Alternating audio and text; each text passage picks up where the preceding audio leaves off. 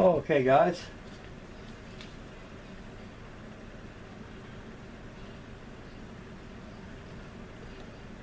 Got both these inboard engine nacelle landing gear wells all completed.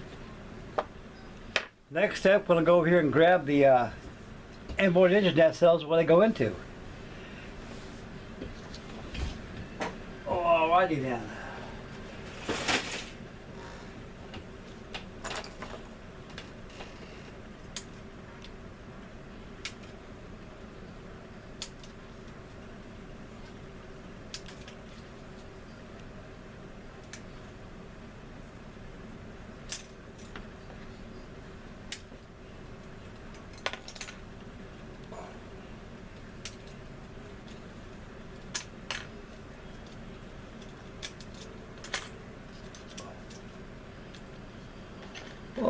Okay, fellas, and we got D17, which is the next part here on the sprue.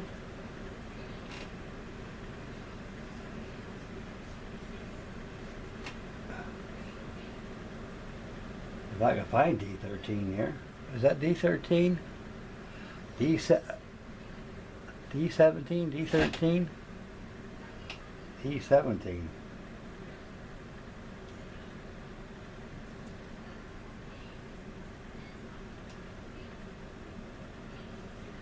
That was the wrong sprue. Oh, okay, fellas. Oh, I see it right there.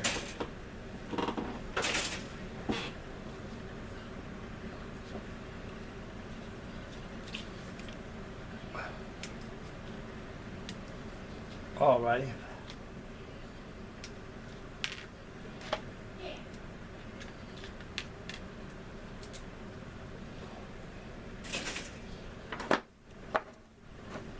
Okay.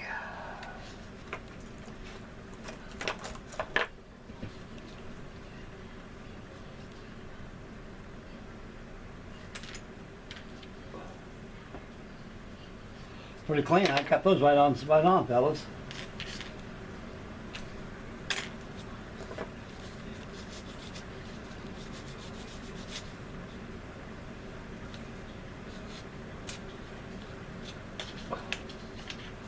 Make sure these nacelles are good and clean before I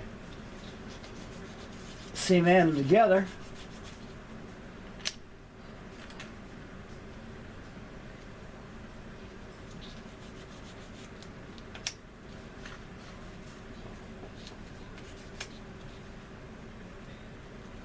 Yep, pretty good.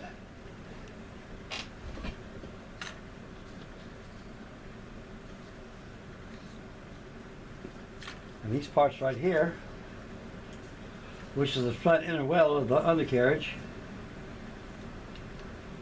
yeah, it fits right about there.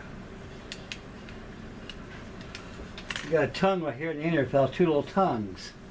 And you got to make sure the inner notch inside this location ribbon is nacelle for this thing to fit properly.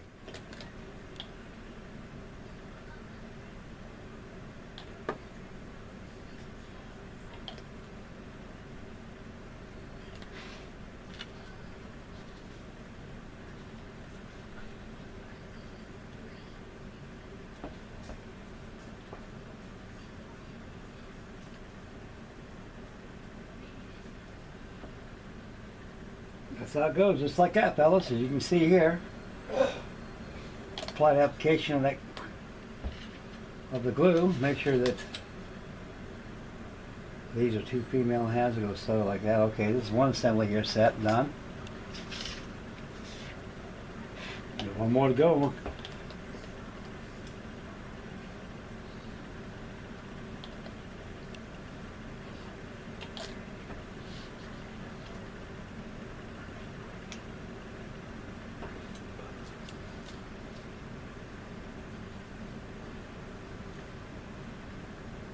Okay.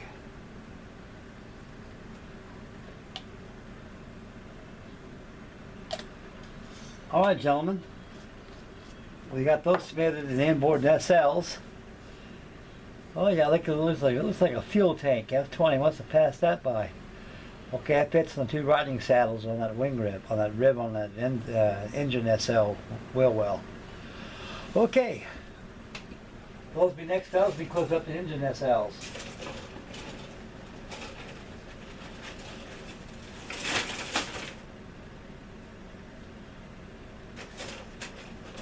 Here's right here. Oh, okay, where's the fuel tanks at? What's the parts numbers of those? Those are part F20, 2 all day.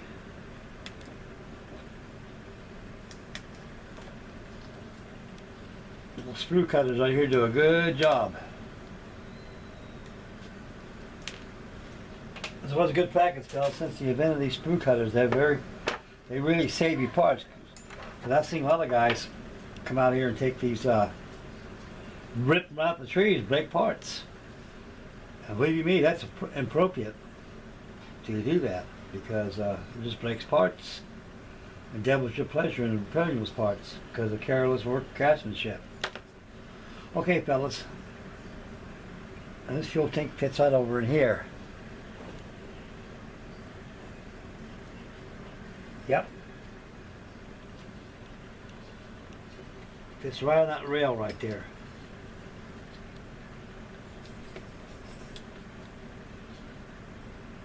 Add a little cement there. Set aside, you want to knock that stuff over. You know, really, we got that. Take your tweezers and it fits right about in here.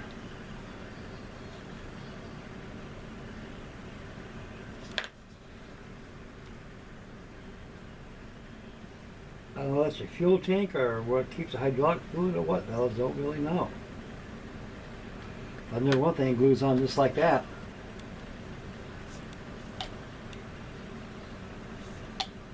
A little more there.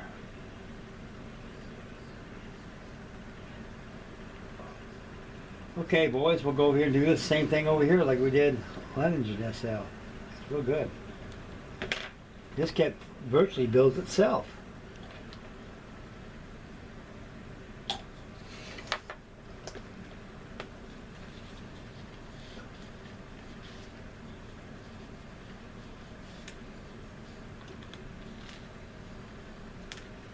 Ah, come on, flip over. Alrighty then. You ain't going nowhere but here.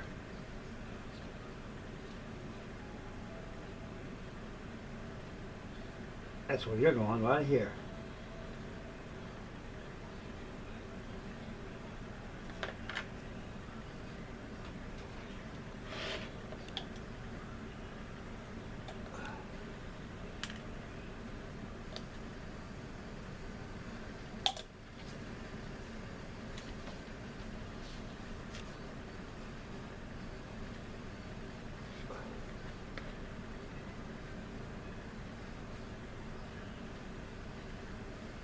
There you go, fellas. Those are installed. And what we're going to do now is we're going to go ahead and apply these wells. The way they go about like so and so.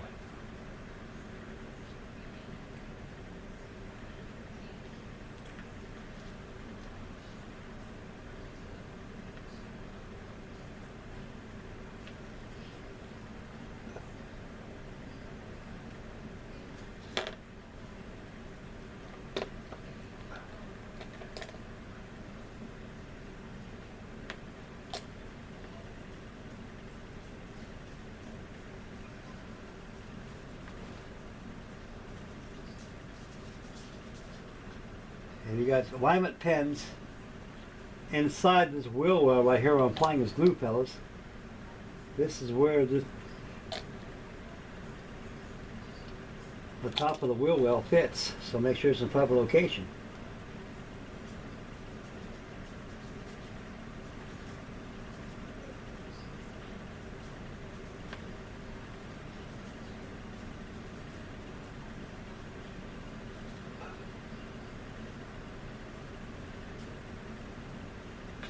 Just like this, fellas.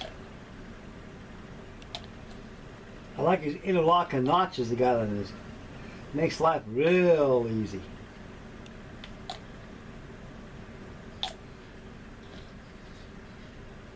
And it's kind of hard to work with small pieces when you got gloves on, fellas, but I like to use gloves.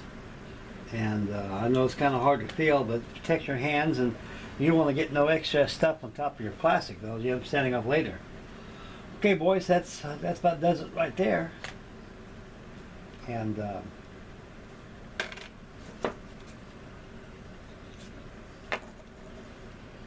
we'll go over to the next one.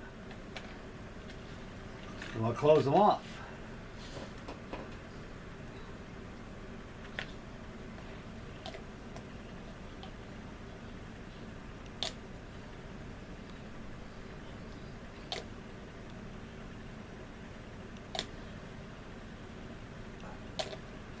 Takes a lot of this glue here, fellas. The wetter it is, the more time you get to play with it. Because if you apply a lot of application on this stuff here, I kid you not, you guys are running into some problems here.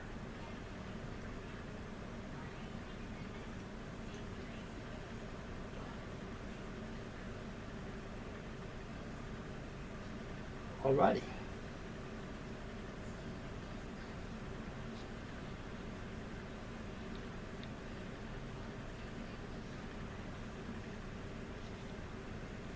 A little bit more.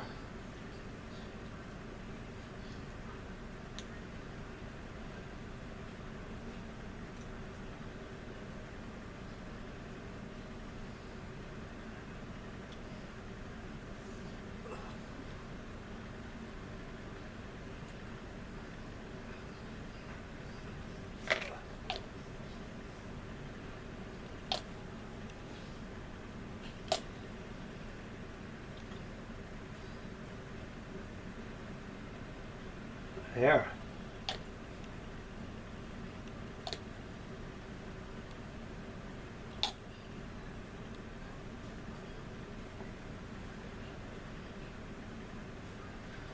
Okay, fellas. Those are your engine nacelles. These are inside your landing gear wells right here. And a lot of detail in there too, fellas. That'd be a nice. I can see a lot of good washers going in there. And we're gonna go ahead and close off these bad boys. And we're gonna go to the next assembly stage.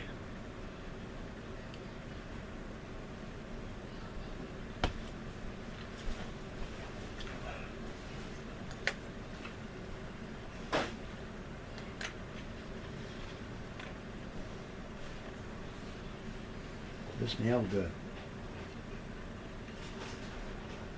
Oh boy, this goes on real nice, guys. And I don't see no filler on this nacelle at all. I'm afraid the only filler you're going to see, guys, is going to be on that fuselage right there, which I've done already.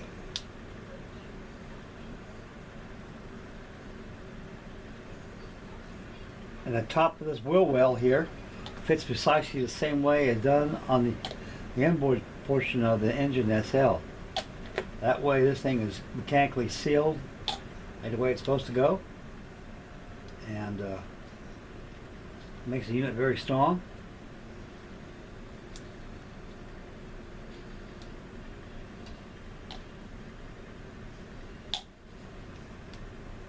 Come over here and do this on the ass section of this engine nacelle.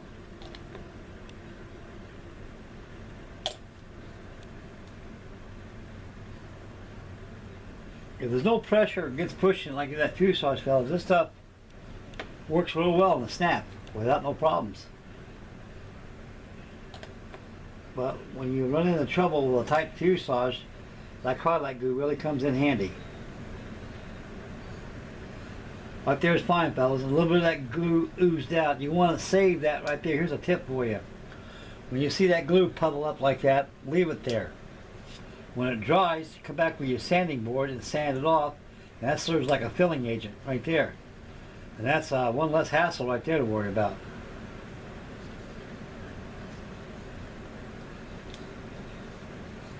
Okay, fellas, that bad boy's done. Repeat this the same procedure on this one here.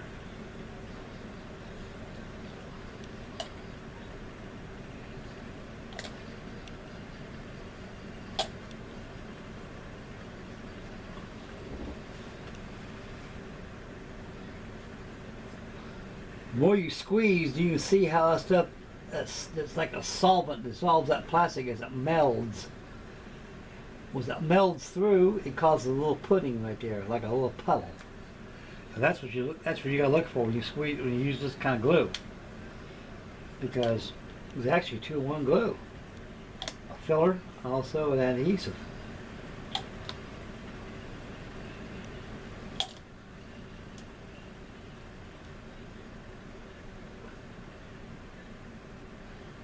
Hold there a little bit, give a good squeeze. Now you can see that stuff really start to puddle out on you. Beautiful. Come over here and seal the top of this wheel well on this other side of the engine nacelle have. That will seal the build.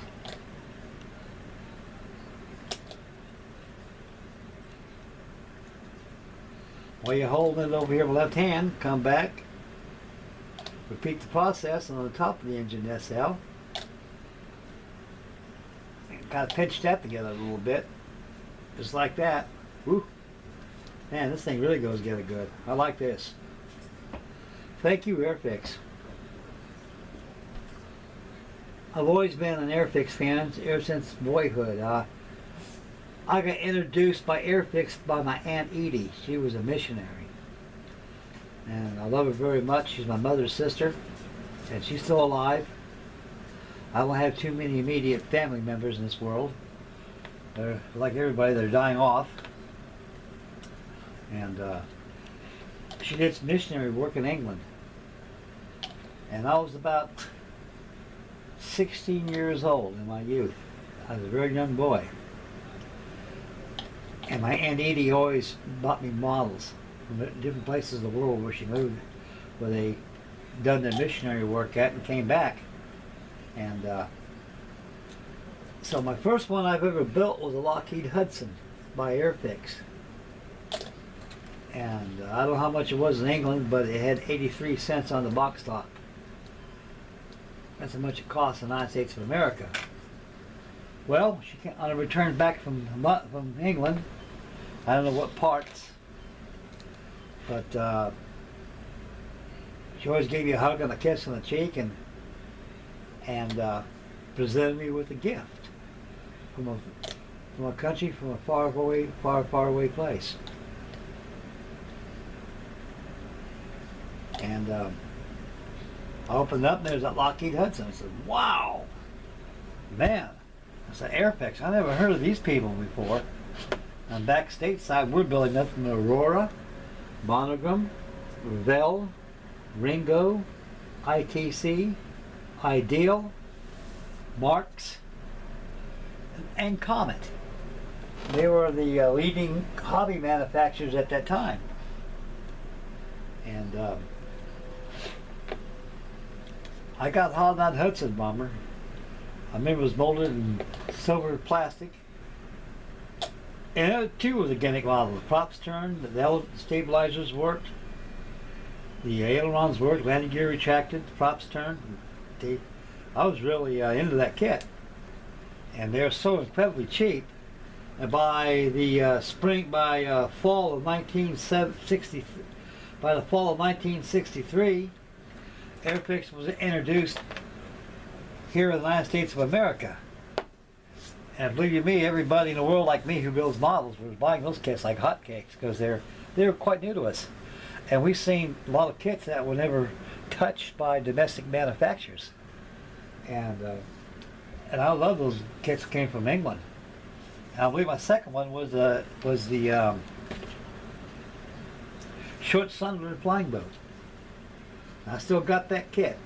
That was a 1960 kit. I got from my Aunt Edie. She went back to England again. And she always brings me gifts back from a good country. Okay, boys, we got optional steps on the exhaust manifolds, which are optional. so I'm gonna go with G